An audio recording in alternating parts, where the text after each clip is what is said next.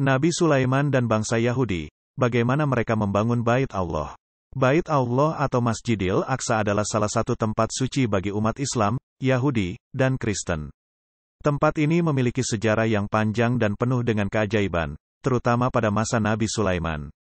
Nabi Sulaiman adalah seorang nabi yang diberi banyak karunia oleh Allah, di antaranya adalah kekayaan, kekuasaan, kebijaksanaan, ilmu pengetahuan, dan kemampuan untuk berbicara dengan binatang dan jin.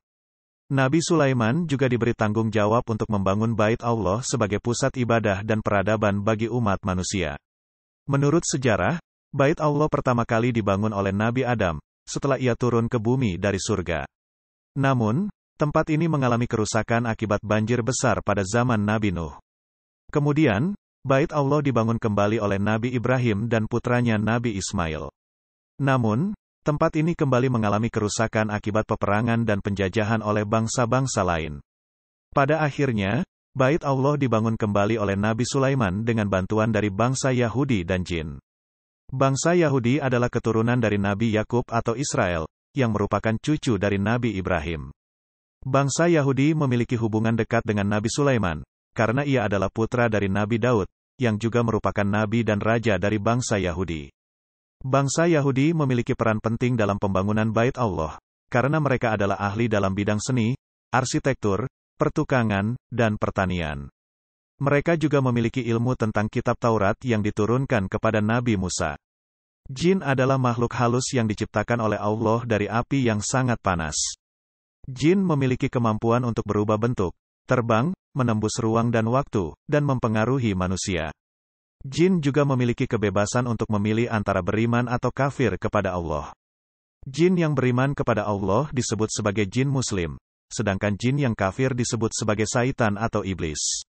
Jin juga memiliki peran penting dalam pembangunan Bait Allah, karena mereka adalah ahli dalam bidang teknologi, logistik, transportasi, dan keamanan. Mereka juga memiliki ilmu tentang dunia gaib yang tidak diketahui oleh manusia. Nabi Sulaiman membangun Bait Allah dengan menggunakan karunia yang diberikan oleh Allah kepadanya. Ia memimpin bangsa Yahudi dan jin dengan adil dan bijaksana. Ia juga mengajarkan mereka tentang tauhid, syariat, akhlak, dan ilmu pengetahuan. Ia juga mengundang raja-raja dan pemimpin-pemimpin dari bangsa-bangsa lain untuk mengenal Islam dan menyaksikan keagungan Bait Allah. Bait Allah yang dibangun oleh Nabi Sulaiman memiliki bentuk persegi panjang dengan panjang 60 hasta, 27 meter, dan lebar 20 hasta, 9 meter. Tingginya 30 hasta, 13,5 meter, di bagian depan dan 120 hasta, 54 meter, di bagian belakang. Bait Allah terdiri dari 3 lantai. Lantai pertama adalah tempat ibadah bagi umat Islam. Lantai kedua adalah tempat penyimpanan barang-barang berharga milik Nabi Sulaiman. Lantai ketiga adalah tempat tinggal bagi Nabi Sulaiman.